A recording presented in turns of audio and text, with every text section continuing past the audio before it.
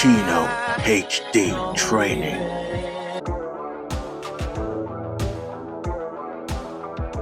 Hi guys, welcome back to Chino HD Training. Today we are learning how to do a good bench, and I get asked all the time how to do an effective bench press, so I thought let me share in a video how I do it. So first things first is to actually get on the bench and find one that is a comfortable fit.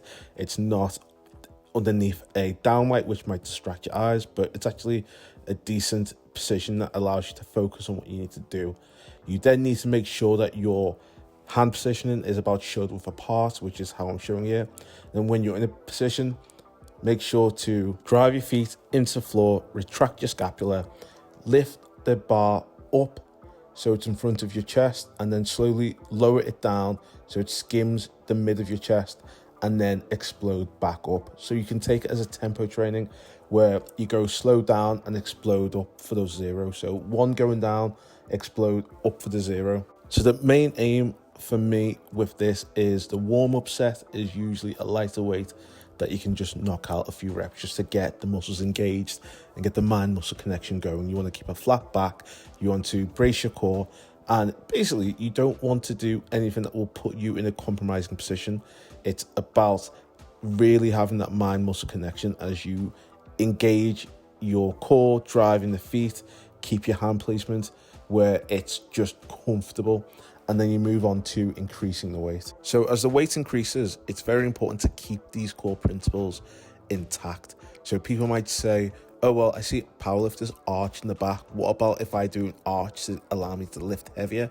And I say, if you are competing in powerlifting and the standard is a particular standard that allows you to lift a particular weight to touch your chest, then that's the standard for powerlifting. If you're not powerlifting, why are you doing a standard that you're not really a part of? In terms of the question, do you always have to touch your chest?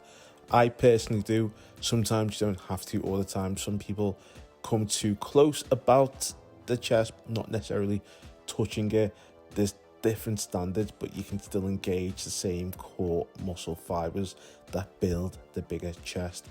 In terms of do what you have to do barbell bench, no, not necessarily. You can use dumbbells, but yeah, if you keep the technique right, you can't go wrong.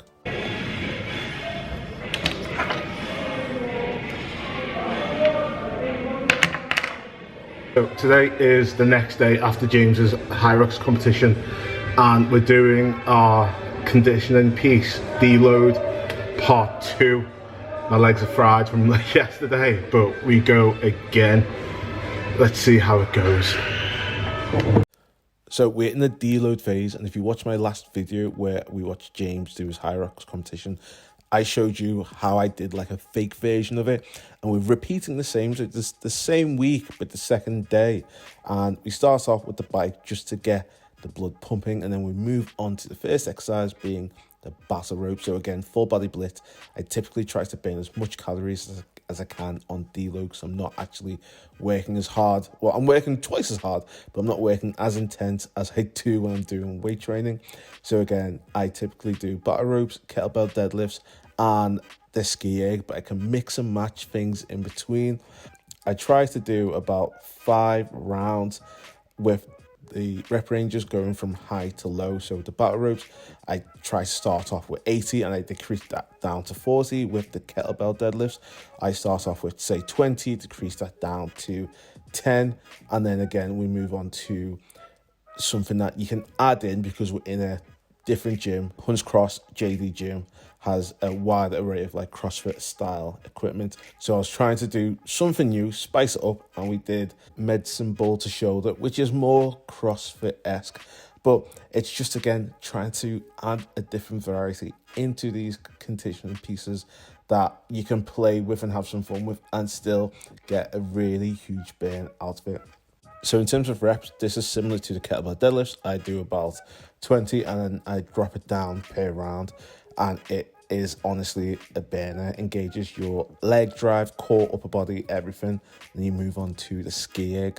So ski egg stays consistent through all the rounds. I aim to do 15 calories. So the minute I hit 15 calories, I stop round ends and then I repeat it. And obviously next round is reduced workload, which is absolutely perfect. The goal is to reach the final round, and yeah, at the end of it I'm actually dying, so this is just, I don't aim to do any more than 15 calories. And yeah, you will see now that in training, Chino is not in a good place. This circuit lasted about 25 minutes, and yeah, let's see what we've got to say. Oh my god, I'm dying. That was intense, but it was actually felt better than yesterday, so that's a plus. Oh. So after I picked myself up, I got to the bike and finished off my calories. So I'll show you on my Wahoo tracker how much I burnt, over 1,000 calories burned, and that is a result, and I can now rest. And we are done. Oh my god. Thank you for watching, guys, and catch you next time, and hit the like and subscribe if you agree the hard work pays off. Chino HD Training.